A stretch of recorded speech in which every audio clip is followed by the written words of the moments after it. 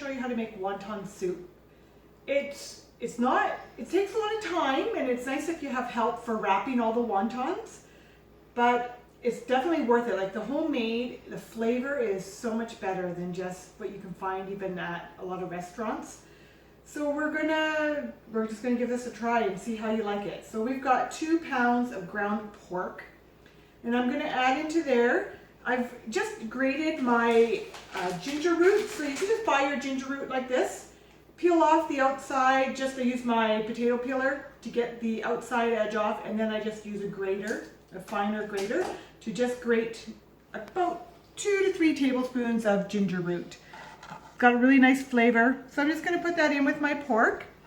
And you also want to have about 2 to 3 tablespoons of freshly chopped green onion that we're going to just add into here as well. Smells so good. And we're going to add in 1.5 tablespoons of soy sauce. My favorite soy sauce that I like to buy is this one here. This is called Bragg's liquid soy.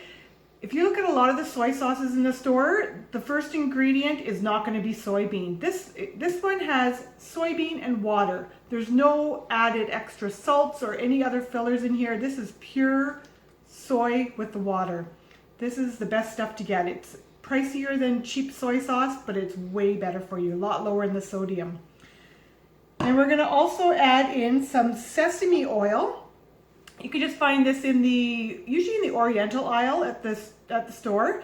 So 100% pure sesame oil. The recipe called for a drizzle, so I just kind of had to measure what my drizzle was, and that I measured, it's about a teaspoon that I end up putting in here. This smells really good. That sesame oil has such a nice flavor or scent aroma to it.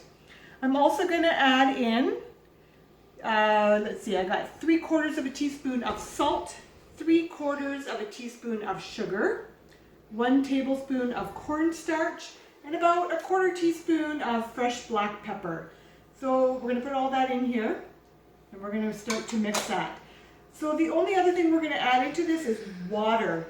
I'm just going to start mixing this though, and you're going to have to mix this by hand. And I don't know why, but my friend who taught me this, she was a Chinese neighbor lady. Many years ago, she taught me this in exchange for teaching her how to bake, good Dutch baking. So she showed me a few Chinese recipes. And she said when you're mixing your pork, you have to make sure you're always turning your pork in the same direction. I'm just going to turn off my timer a minute. Forgot that I had that on, sorry. And what you have to do is when you're mixing this in, you're going to only add a little bit of your water at a time. So it's going to be anywhere between 5 and 8 tablespoons of water. So you just want to add a little bit of water, and you're going to mix it in, and always turning in the same direction. Don't know why. I just do what I'm told, because when an expert shows you how to do it, you got to do it the way that they tell you. And you just want to incorporate that little bit of water at a time until it all comes together nice. The water helps make your meat a little bit of a looser meatball. I'm not exactly sure for the reason why water and not just leaving it, but it tastes good, so I'm just gonna keep following the recipe. So I'm gonna keep doing this until I think I'm gonna end up putting all my water in, because my pork was not frozen first, so there's no extra moisture in there. If your pork was probably frozen ahead of time and you thawed it, there's probably already extra water in your pork from the freezer. But I think I'm going to end up working in my whole 8 tablespoons of water, and I'll show you what that looks like when I get to that point. My pork all mixed up, nice. It's a nice consistency. It'll make nice little meatballs. And I just want to show you the wrappers that I purchased.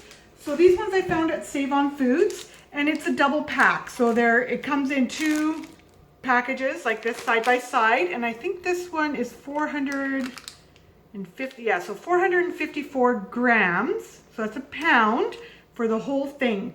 And there's about 50 wrappers per package, and I'm pretty sure that this is what I need, because this is going to make 100 wontons for the 2 pounds of the pork. So we'll see as we go along exactly how that goes. And don't open it all up at the same time, just open one at a time, and you'll notice that the first one doesn't have the cornstarch on the one side, but they do on the back side. So this one here, on the very first one, we're just gonna make sure that we have this one, the cornstarch side up, and these are super thin. And what we're gonna end up doing is we're going to place a little meatball in the center. Now this one might be a little bit big, I just need to check this out again. I can't remember if I made them a little smaller. You're going to take a little bit of water on your finger, and you're going to get two sides of the floured side wet, and you're going to fold this over, and see my meatball's a little bit big, so I need my meatballs a little smaller. You don't want these to burst out. So this is a very small meatball. This is maybe a 3/4 inch meatball. So we got our two sides.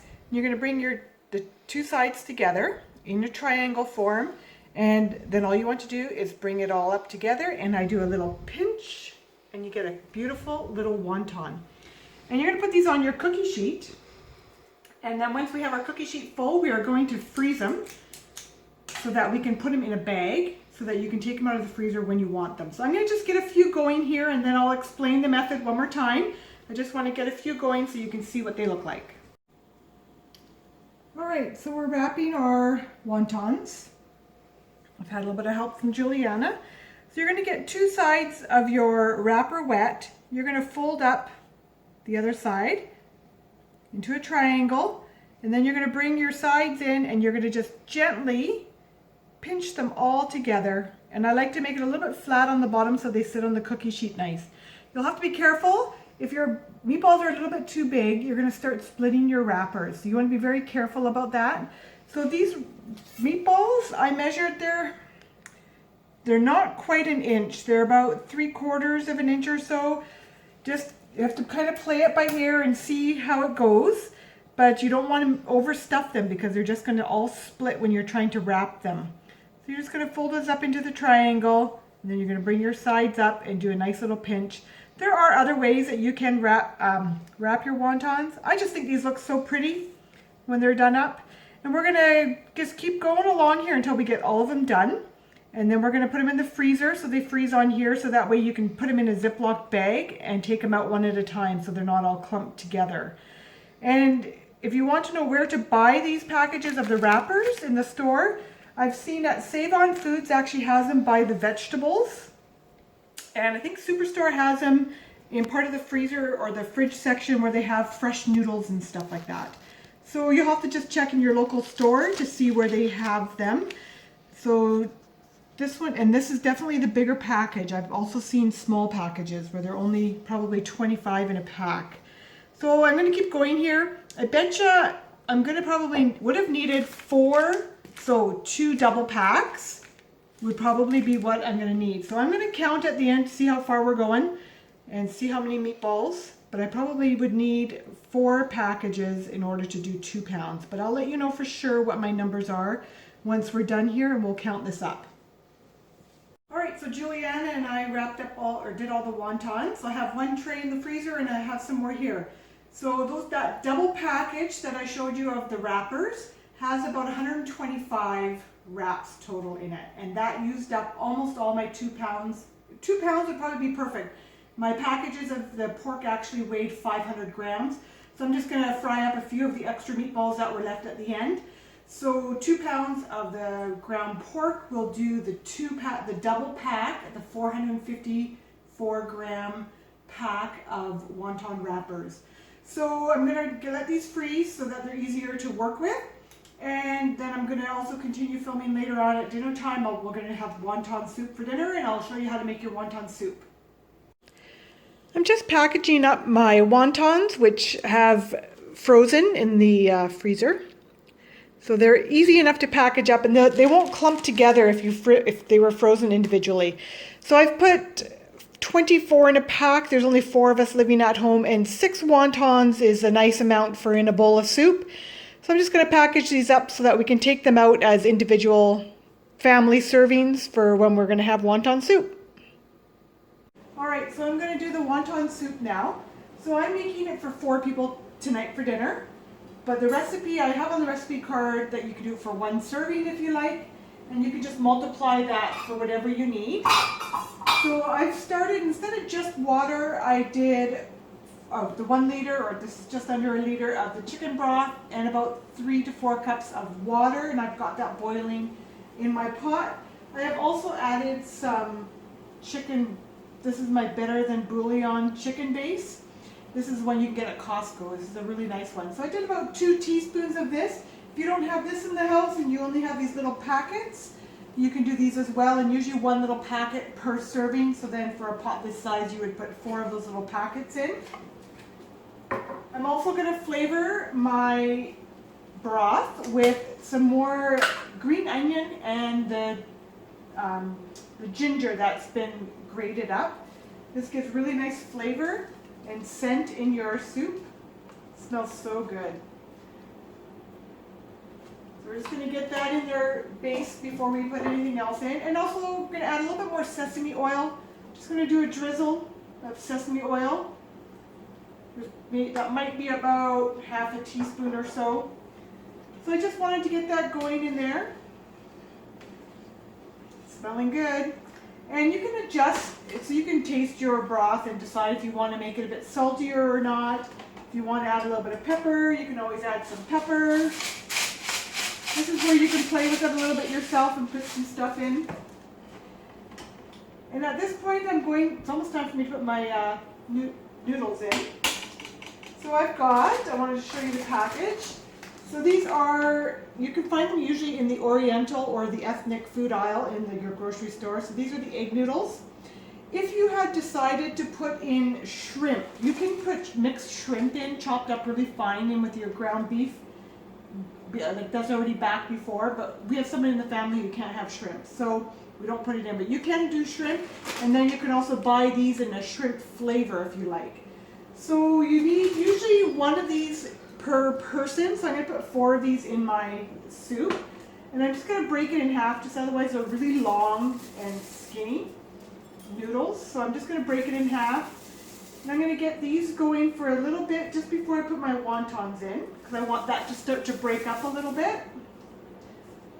So I'm just going to put these in and stir that, and then we're going to add in our wontons. It's already slowed down. Still want that to come to a boil. So I just want to get these noodles going for a bit because the wontons don't take very long to cook. So I just want to bring this up to a boil again, so we'll continue filming in just a minute or 2. All right, it's only been about a minute, minute and a half. I just wanted to make sure that these were starting to break up a little bit. And now we're going to add in some of our wontons. So I've got 6 wontons per serving, so I have 24 wontons that I'm going to put in.